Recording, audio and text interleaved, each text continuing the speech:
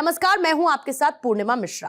हमारे खास प्रोग्राम क्या कहते हैं नरेंद्र मोदी में आज आपको सुनवाएंगे पीएम मोदी का वो ऐतिहासिक भाषण जो उन्होंने 3 दिसंबर 2008 को गुजरात में दिया। मोदी जी ने अपने भाषण में कहा कि विकास की जो अवधारणाएं हैं उसमें अहम भूमिका ह्यूमन रिसोर्स डेवलपमेंट की होती है और जिस भी राष्ट्र के पास ह्यूमन रिसोर्स डेवलपमेंट के लिए परफेक्ट मैकेनिज्म होगा वो बहुत कुछ दे सकता है। मतलब विकास की जो अवधारणाएं हैं उसमें अहम भूमिका होती है ह्यूमन रिसोर्स डेवलपमेंट की।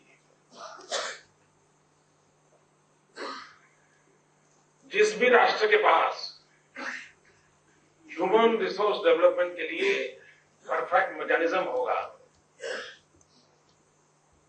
जितना समयानुकूल होगा, क्योंकि कभी कभी होता है क्या कि भाई काल बाह्य चीजें चलती हैं और काल बाह्य चीजें रुकावट पैदा करती हैं, विकास का तो सवाल ही नहीं उठता है। और इसलिए युगानुकूल परिवर्तन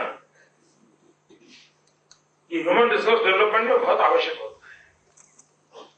और इसलिए एक तो होता है मैकेनिज्म जो कि नॉलेज को ट्रांसफर करता रहे एक पीढ़ी से दूसरी पीढ़ी तक, और इसलिए उसके साथ सबसे महत्वपूर्ण बात होती है रिसर्च की। रिसर्च भी होती रहे, रिसर्च में भी ह्यूमन रिसोर्स डेवलपमेंट हो और रिसर्च करने के बाद ह्यूमन रिसोर्स डेवलपमेंट की और एक नई प्रक्रिया बनी जाए। ये अगर हमारा मैकेनिज्म रहता है तो हमारी यूनिवर्सिटियां बहुत कुछ प्रदान कर सकती है। दो प्रकार के रिसर्च में भी प्रभाव रहता है। एक तो जिसका हमें अब तक ज्ञान नहीं था, जिसके विषय में हमें जानकारी नहीं थी, और कुछ हम नई चीज दुनिया को दे रहे हैं। अब वो बहुत रेयर होता है, वो बहुत रेयर होता है। ज्यादातर पुरानी चीजों को रीशेप करना, नया ब्रांडिंग करना, और एक छोटा सा उसमें एलिमेंट रहता है कि जो एक नई दिशा को खोल देता है।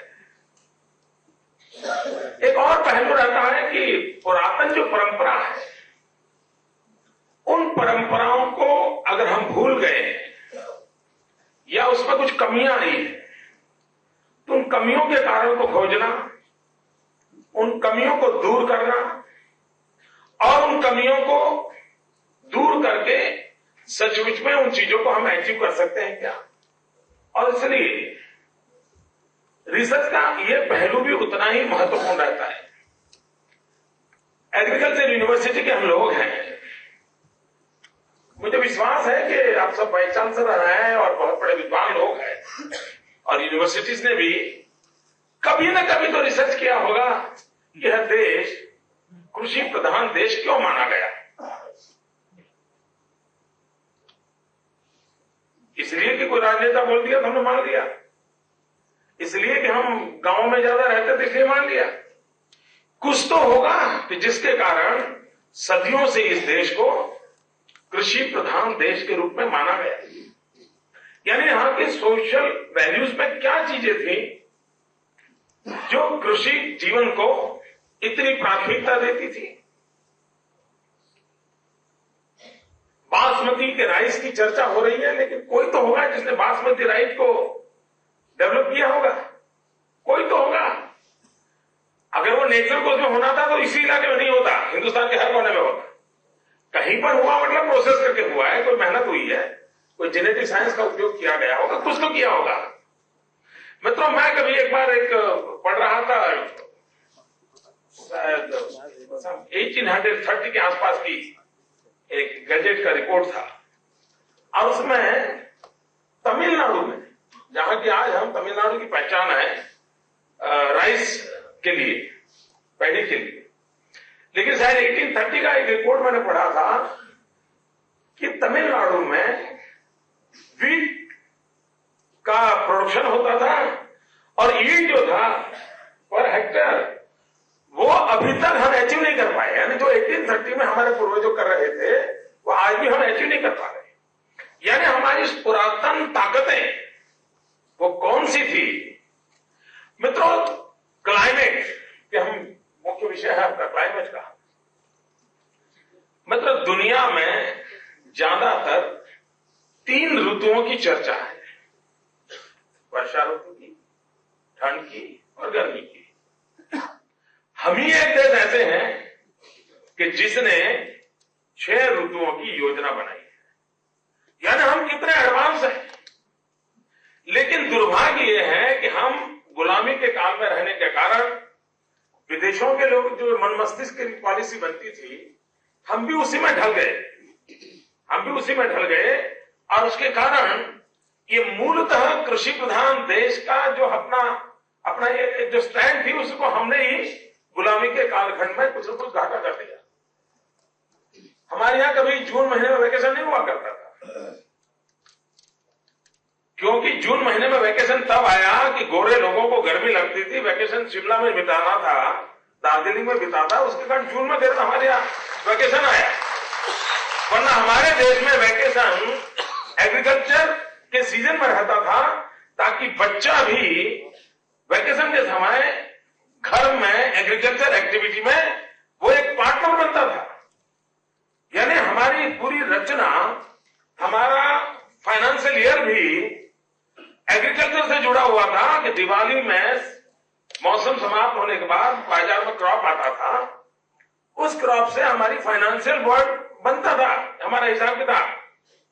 लेकिन यूरोपियन दुनिया अलग थी, उनका हिसाब किताब मार्च में बनता था, उनकी क्रॉप मार्च में आती थी। तो हमने भी मार्च में बजट ले आए देश में। इतना ही नहीं साहब, आपको जानकर के हैरानी होगी, हमारे देश में बजट शाम को 5 बजे रखा जाता था। हमारे देश में 28 फरवरी को बजट शाम को 5 बजे रखा जाता था। और 5 बजे इसलिए रखा जाता था कि उस समय लंदन में 12 बजते थे और लंदन में पार्लियामेंट शुरू होने का समय होता था। और इसलिए यहां का बजट वहां पर पारित होने के लिए हमें ये भी ध्यान नहीं आया कि देश आजाद हो गया है, अब हमें लंदन को रिपोर्ट नहीं करना है, हमने 11 बजे बजट रख सकते हैं। यानी अटल जी की सरकार आने के बाद पहली बार देश में 11 बजे बजट। मेरा कहने का तात्पर्य यह है कि हम उस सोच के कारण जो एग्रीकल्चर का हमारा जो पूरा सर्कल था, पूरा चेन था, उससे बाहर चले गए। और उसके कारण चाहे बच्चों की शिक्षा के समय काल हो, इन सारी चीजों को हमारे यहाँ ये संत लोग चातुर्मास में भ्रमण नहीं करते थे। क्यों नहीं करते थे मित्रों? चातुर्मास में भ्रमण नहीं करते थे, इसलिए नहीं करते थे, वो चातुर्मास में जब एग्रीकल्चर का काम रहता है, वर्षा रहती है, एक तो पानी के कारण कहीं संकट भी हो सकता है, वो तो जीव बचाव वाला मामला था, लेकिन साथ साथ ये भ्रमण करते करते एक प्रकार से ऋषि मुनि, ये संत महात्मा भी एग्रीकल्चर एक्टिविटी में लोगों को नॉलेज ट्रांसफर करते थे। तो एक इलाके में रहते थे और वहां के किसानों के साथ, कृषि की एक्टिविटी के साथ 4 महीना उसी जगह में रहते थे और हर चीज का ऑब्जर्वेशन करते थे। मित्रों, हमने अपने आप को जितना तोड़ा, जितना अपने आप को मरोड़ा, जितना अपने आप को हमने रूट से दूर कर दिया, उतनी मुसीबतों को हम भोगते चले आए हैं। और इसलिए इतने बड़े बड़े लोग यहां बैठे हैं, तो मैं प्रार्थना करूंगा कि कभी तो यह देश कृषि प्रधान देश के रूप में क्यों माना गया था, वो कौन से साइंटिफिक रीजंस थे, वो कौन सी परंपराएं थी, वो कौन से वैल्यूज थे। हमारी हर पीढ़ी को इससे हमें परिचित कराना पड़ेगा। कोई न कोई ऐसी व्यवस्थाओं को हमें विकसित करना होगा जो आगे चलकर को उसको अंदर एक विश्वास पैदा कर सकते हैं, अरे भाई ये हमारी विरासत थी, हम और आगे जा सकते हैं। मैंने पहले कहा, हम वो लोग हैं जिन्होंने 6 ऋतु के हिसाब से क्लाइमेटिक जोन हिंदुस्तान के बना करके हमारे यहां कौन सी फसल कहां होनी चाहिए, इसका बहुत बड़ा हमने वर्कआउट किया था। और हमारा पूरा इकोनॉमिक्स की मूल धारा एग्रीकल्चर रहती थी और हमारा इकोनॉमिक्स सोशियो इकोनॉमिक्स रहता था। आपको मैं उदाहरण देता हूं मित्रों, केरल सुपारी की पैदावार होती थी। अब मैं नहीं जानता हूं किसी एग्रीकल्चर यूनिवर्सिटी ने ये रिसर्च किया हो कि सुपारी में वो कौन से तत्व हैं जो मनुष्य को या किसी को उपयोगी हो सकते हैं। मैंने अभी तक पढ़ा, हो सकता है शायद मैंने नहीं पढ़ा। मैं मानता हूं एक अच्छा सा शेप वाला वो लकड़ी का टुकड़ा है सुपारी, उसमें कोई ऐसे कंटेंट्स नहीं है जो मेडिसिन में भी उपयोगी हो सकते हैं, जो बॉडी को भी, ऐसा मैंने अभी तक पढ़ा नहीं। अब मित्रों बताइए कि जो सुपारी पैदा करेगा तो खाएगा क्या? तो हमारे पूर्वजों का कृषि आधारित सोशल इकोनॉमिक्स कैसा था? उन्होंने सुपारी को पूजा में स्थान दे दिया। गणेश जी उपलब्ध नहीं तो सुपारी रखो, उसको गणेश ही मान लिया जाएगा। और मित्रों उन्होंने पूरे हिंदुस्तान में उसके लिए एक मार्केटिंग मैकेनिज्म दे दिया। और वो कारण था कि कश्मीर में भी आदमी को सुपारी की जरूरत पड़ती थी पूजा के लिए, और केरल में सुपारी पैदा करने वाला आदमी जो और फसल नहीं पैदा करता होगा उस जमाने में, उसकी जिंदगी को बचाया गया। यानी एग्रीकल्चर आधारित इकोनॉमिक्स की जब चर्चा होती है तब हमारे यहां किस प्रकार से सोचा जाता है, इसका ये जीता जागता उदाहरण है। क्या हम आज economics, budgets, government, agriculture universities, progressive farmers, research and scientist, क्या इन सब ने मिलजुल करके कोई इंटीग्रेटेड अप्रोच लेकर के इन संबंधों में आजादी के बाद कभी सोचा होगा? मतलब मैं जब प्लानिंग कमीशन में जाता हूं मैं कभी कभी हैरान हो जाता हूं कि इतना टुकड़ों में सोचा जाता है, इतना टुकड़ों में सोचा जाता है कि अल्टीमेटली हम परिणाम नहीं ला सकते। क्लाइमेट चेंज के विषय में भी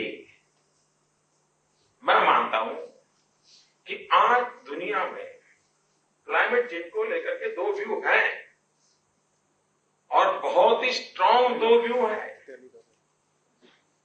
एक है जो नोबेल प्राइज की धारा में चल रहे हैं, उनका कहना है कि ये चक्र इतना भयंकर है, इतनी बड़ी आपत्ति आने वाली है, समुद्री किनारे के सारे शहर डूब जाने वाले हैं, बर्फ पिघल जाने वाली है।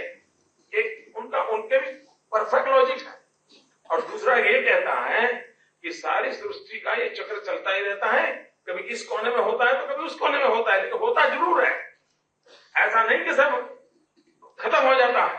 यानी साइकिल चेंज की बात करते हैं, एरिया चेंज की बात करते हैं, ज्योग्राफिकल लोकेशन चेंज की बात करते हैं। कुछ लोग कहना है कि पूरे ब्रह्मांड को ये तकलीफ होने वाली, ये दो व्यू चल रहे हैं। और मैं मानता हूं दूसरे व्यू को भी कभी सुनना चाहिए, समझना चाहिए, ताकि हम घबरा न जाए, लोग डर न जाए। दूसरा विषय है मित्रों कि क्लाइमेट चेंज के रूट्स क्या है। मान लीजिए क्लाइमेट चेंज एक बहुत बड़ा संकट मानव जात को आया है, रूट्स क्या है? सबसे पहला रूट है भोगवादी संस्कृति। मित्रों आज जो पश्चिम की दुनिया कार्बन को लेकर के, क्लाइमेट चेंज को लेकर के सारी दुनिया पर हावी होने का प्रयास कर रही है, लेकिन इतिहास गवाह है कि जो लोग आज दुनिया को एनवायरमेंट सिखा रहे हैं, जो लोग आज दुनिया को एनवायरमेंट के महत्व को समझा रहे हैं, सबसे ज्यादा एनवायरमेंट का नुकसान करने वाली ये धारा है।